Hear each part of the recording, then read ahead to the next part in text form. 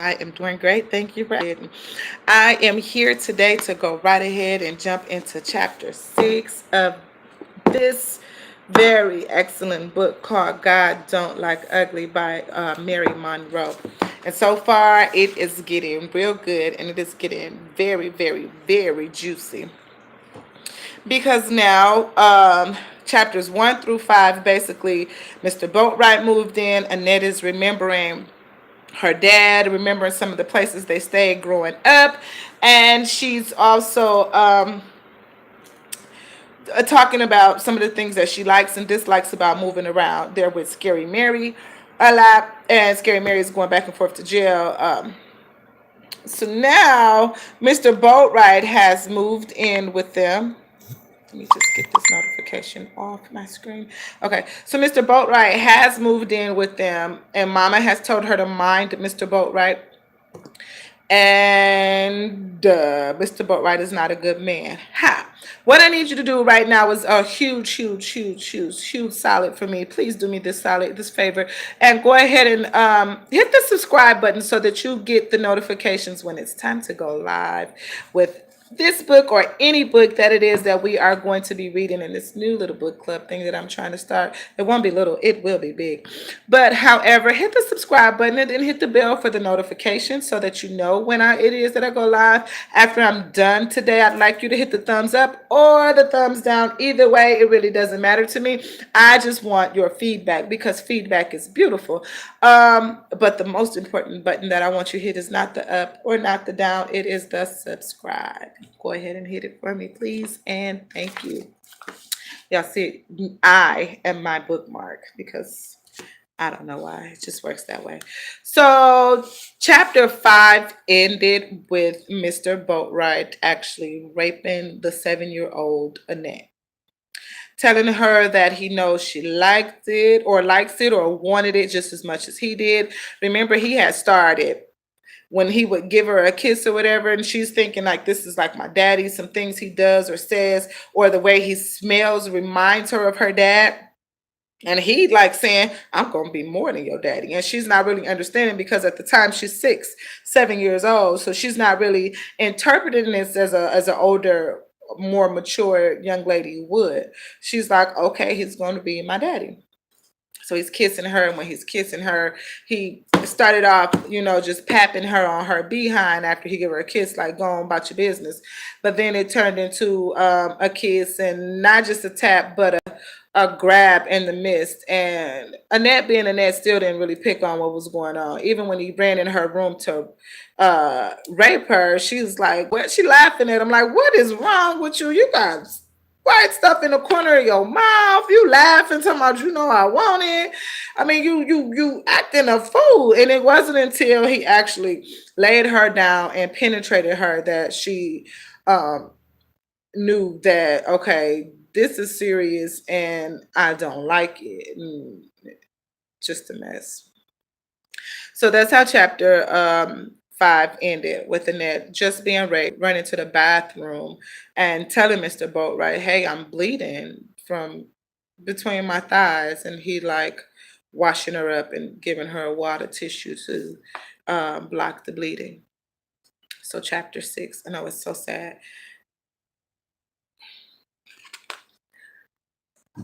The next couple of days, I walked around the house in a trance.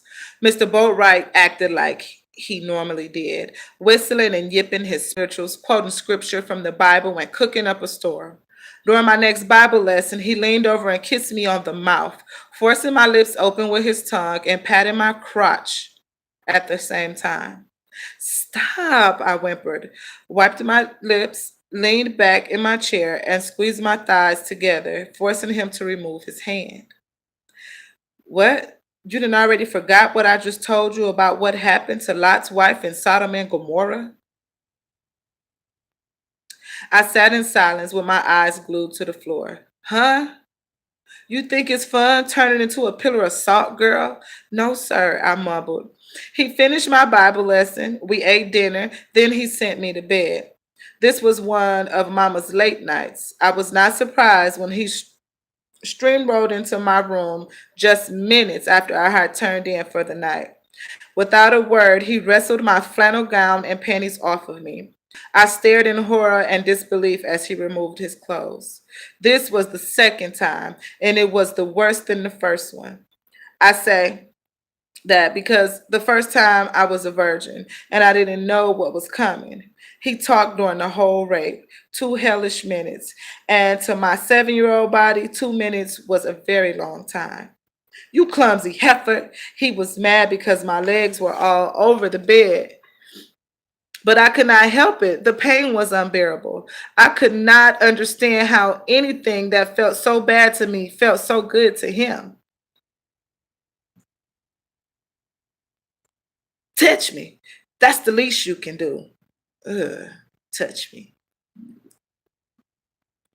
The least she can do is get away from you. The most she can do is get away from you. What you mean, touch me? That's the least you can do. He guided my hands to his crotch and forced me to squeeze. I sobbed. Suddenly I froze, and that made him even angrier. Use your imagine now, girl. Don't just lay there like a rug and let me do all the work. All this trouble for a little poontang? He complained between gasps. His foul breath and slimy sweat on my face made me the nightmare even worse. To me, the man was unspeakable, but Mama and everybody else held him in the highest regard. Miss Snip and Reverend Snipes considered him a blessing. On the streets, high class white people who didn't know him greeted him with a smile and called him uncle. He even had the nerve to get his picture on the front page of our newspaper, the Richland Review, with our white mayor. This was after he had written a long, convoluted letter to the city newspaper editor praising the mayor for supporting some welfare program to build more low income houses. I promised myself that when and if I reached adulthood, I would never involve myself with men. I would surround myself with women and pets. I couldn't believe that this man was on top of me. Yes, sir, I managed, lying under his flabby body, stiff and plank. I didn't know what to do with my legs, arms, or any other part of my body. And he didn't bother to tell me.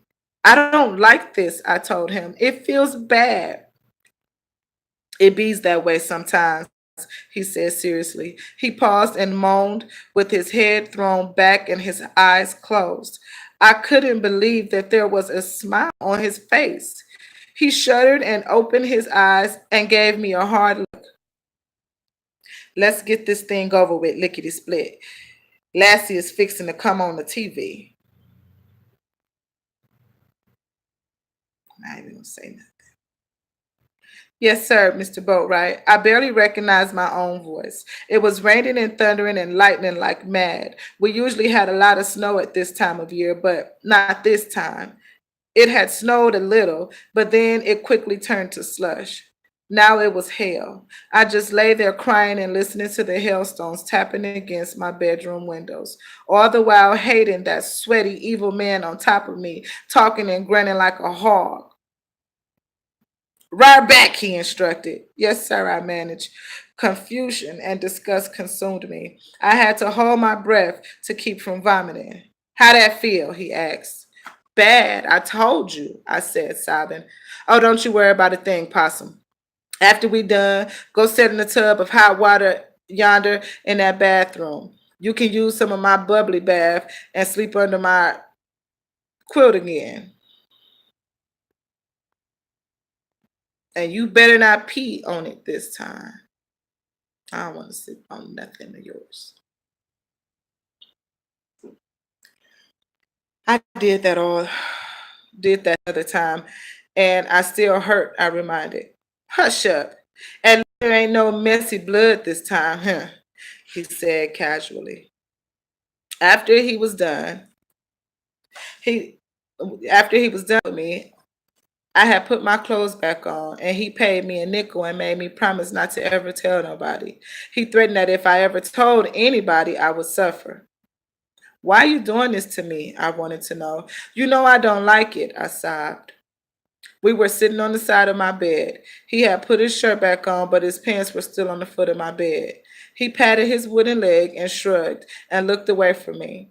After he thought about it for a few moments, he turned back to me and shook his head like he was really sorry. But then he suddenly turned mean again. Don't you be questioning grown folks, Jezebel. Then he had the nerve to call her Jezebel. Mr. Boatwright, I don't like what we do, I whimpered after our latest encounter. He cussed and stopped long enough to chew two Anacin tablets. He swallowed the pills off and on all day, every day, for one thing or another, whether he was sick or not. He was nervous. We didn't know what time Mama was coming home. His clumsy fake leg had slipped and ended up turned halfway around. He had greasy, foul smelling pomade in his hair that had dripped on my face. I helped him adjust his leg straps without him telling me to. I continued talking with my face turned away from his. I don't like this, Mr. Roadwright. You ain't supposed to, Possum. Women have too much fun as it is. Shopping all the time, gossiping, cooking up some scheme to get one of us to marry y'all. I don't do none of that, I informed him. I don't like the way this feels. Don't be such a crybaby. Folks do it all the time, and it ain't supposed to feel good to no gal. God cursed y'all so it wouldn't feel good on account of Eve biting a plug into that apple in the Garden of Eden. If you gals was meant to have a good time, God would have gave y'all dicks too. Shit. God didn't. I cried. He interrupted me with a ferocious outburst. God invented curses. His face became an ugly black mask. He gasped and he reared back and roared. That's why they made him God. He stood up from my bed, yawning and stretching his arms high above his head. Well, now, I guess that'll have to do, he sighed. He reached over and patted the top of my head. Then he slid into his pants. Why are you so quiet? He asked quite casually, hands on his hips. I turned to look at his face, not knowing what I would say. But he spoke before I could. You made me do this, he informed me. What? I gasped. My mouth remained open and I rubbed my ears. How did I make you do this, Mr. Boatwright? I seen you strutting around here and strutting around here naked like a peacock one night, trying to be cute, showing off. How do you know I was naked in here? I yelled. I attempted to stand, but the glare on his face scared me enough to make me sit back down on the bed and lower my voice. My door was closed. Incredibly, he said, what do you think they make keyholes for, girl? So, chapter 6, he rapes her again. And she's telling him she don't like it. He tell her she made him do it, and basically because she was in her room naked dancing around trying to be cute. And she asked him, well, how the hell you know I was in here naked? And he basically told her, I was looking through the keyhole. Why else did they make a keyhole? Go ahead, drop any comments that you have down in the box. Then I'll be back to you soon with chapter 7.